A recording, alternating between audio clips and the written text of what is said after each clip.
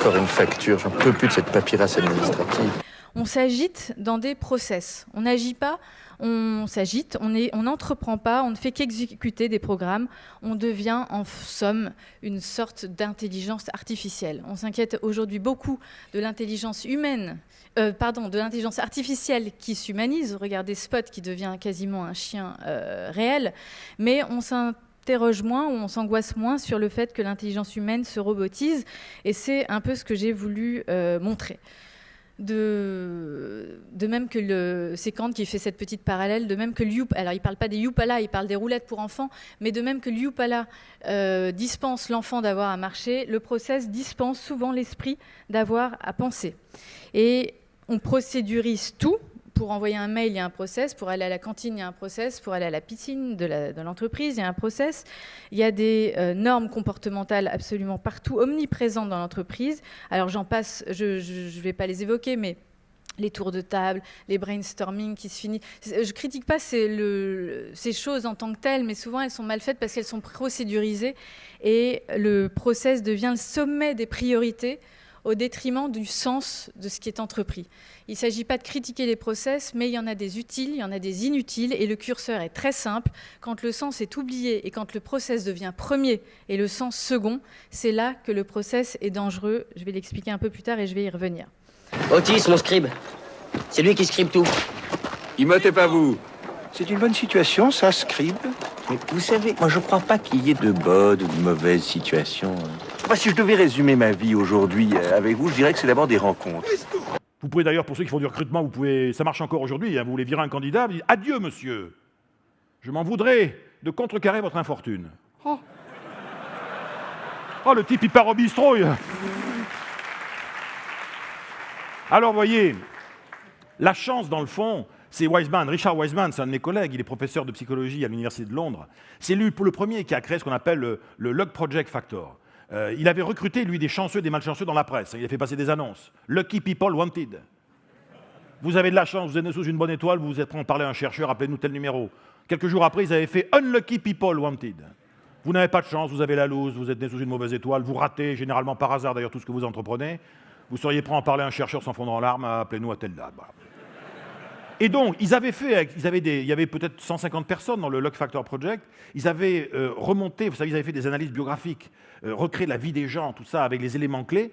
Et ils avaient analysé ces événements de vie, tout ça. Alors, toujours est-il que, au bout du compte, on se rendait compte que tous ces gens qui croyaient qu'ils étaient ou chanceux ou malchanceux, parce que c'était une croyance, dans le fond, ils avaient quasiment tous vécu la même chose en termes d'événements de vie, vous voyez. Mais en revanche, les chanceux, ils ne mettaient pas les événements dans le même ordre.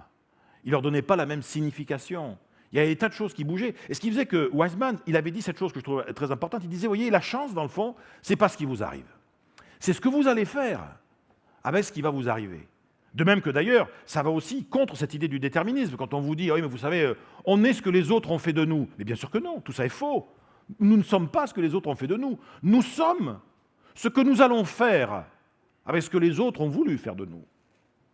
C'est pas pareil. Moi, j'explique ça à mon épouse assez régulièrement. Je lui dis, tu peux essayer de faire de moi ce que tu veux, mais ce n'est qu'une matière première. Moi, derrière, je redesign. Et parce que quand on a le goût de la chose, quand on a le goût de la chose bien faite, le beau geste, parfois on ne trouve pas l'interlocuteur en face, je dirais, le miroir qui vous aide à avancer. Pourquoi faire de l'économie de la connaissance? Pour une raison très simple, qui est que, comme la connerie, la connaissance est infinie. Et ça change tout quand vous y réfléchissez bien, parce que les matières premières ne sont pas infinies.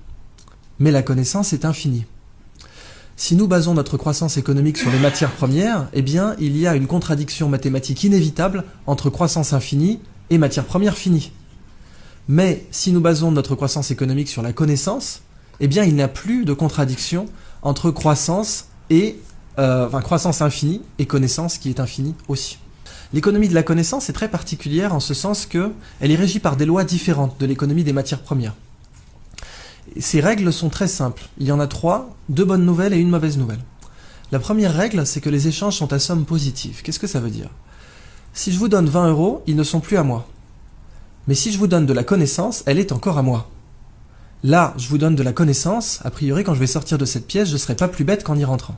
Alors que si je vous donnais 20 € à chacun, je serais moins riche.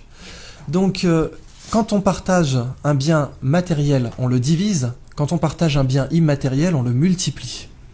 La deuxième règle de l'économie de la connaissance, c'est que les échanges ne sont pas instantanés. Ça, c'est une mauvaise nouvelle. Transférer 20 € ou 20 millions d'euros, c'est instantané, c'est une signature sur un chèque. En propriété, les transferts de propriété sont instantanés. C'est même pour ça qu'aujourd'hui, on a du trading haute fréquence, dont la limite légale est la nanoseconde, ce qui veut dire qu'on a le droit de faire 1 milliard de transactions par seconde. Mais la connaissance, il n'y a pas de trading haute fréquence dans la connaissance. Cette conférence, elle prend du temps.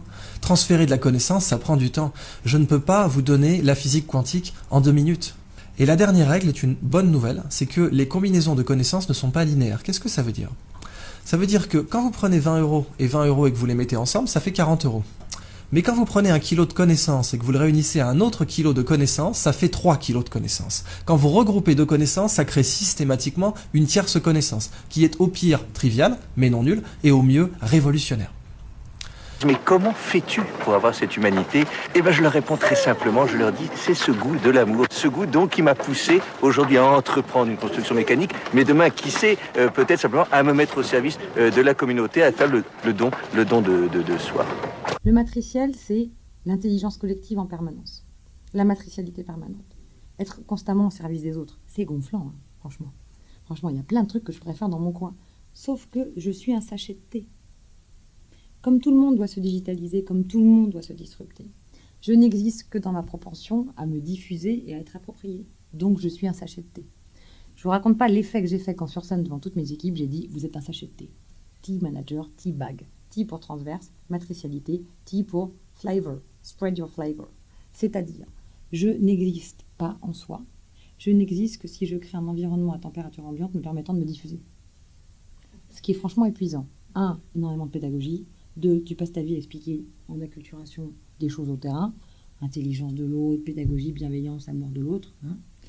Et puis 3, humilité, parce que tu passes ta vie à te dire que tu réussis si tu disparais, que l'autre s'est approprié ton truc.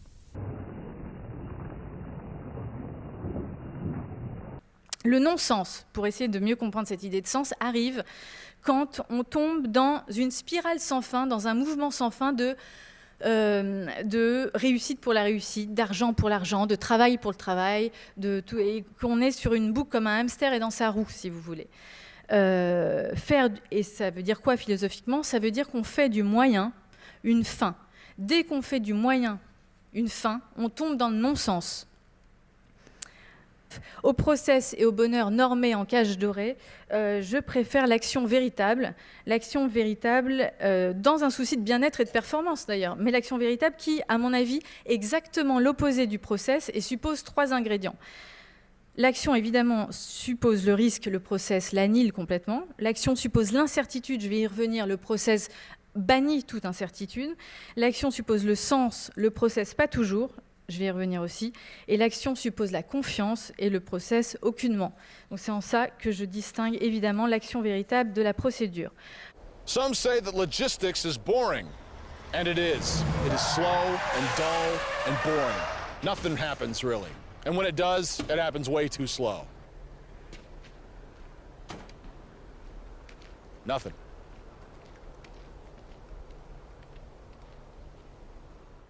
Ce que je veux dire là, c'est que en entreprise, parfois, remplacer les procédures, les comportements normés par des actions véritables qui supposent ces 3 ingrédients permet non pas d'être libre. Évidemment qu'on ne peut pas être libre dans une organisation. On est libre nulle part. Spinoza l'a dit évidemment très bien dans l'éthique. L'homme n'est pas un empire dans un empire. On est submergé de lois diverses, de lois physiques, de lois physiologiques, de lois sociales, de lois culturelles, de lois organisationnelles. Donc on ne pourra jamais être totalement libre. Mais on peut se libérer, la liberté là ici est une libération, en comprenant ce qu'on fait, en comprenant et en agissant réellement, c'est-à-dire en ne subissant plus. Comprendre, c'est ne plus subir.